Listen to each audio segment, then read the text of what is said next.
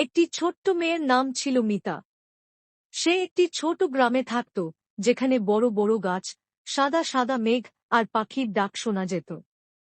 মিতা ছিল খুবই শান্ত, ভদ্র এবং সবার সাহায্য করতে পছন্দ করত। একদিন মিতা তার বন্ধু রাহুলের সঙ্গে খেলতে গিয়ে একটা ছোট্ট পাখির বাসা দেখতে পেল। বাসাটির একটি ডাল ভেঙে গিয়েছিল, আর পাখির মা তাকে খুঁজে পাচ্ছিল না। মিতা দুঃখিত হয়ে ভাবল, আমাদের একটু সাহায্য করা উচিত। সে রাহুলকে বলল, আমরা এই বাসাটা ঠিক করতে পারি। তারা দুজন মিলে পাখির বাসাটি ঠিক করল এবং মিতার বাড়ি থেকে কিছু তুলো এনে পাখির বাসার মধ্যে রাখল, যাতে পাখি ভালোভাবে থাকতে পারে। কিছু সময় পর পাখির মা ফিরে এসে তার পাখিটিকে খুঁজে পেয়ে খুশি হল। মিতা তখন বুঝতে পারল, ছোট ছোট কাজের মধ্যে বড় বড় সুখ লুকিয়ে থাকে।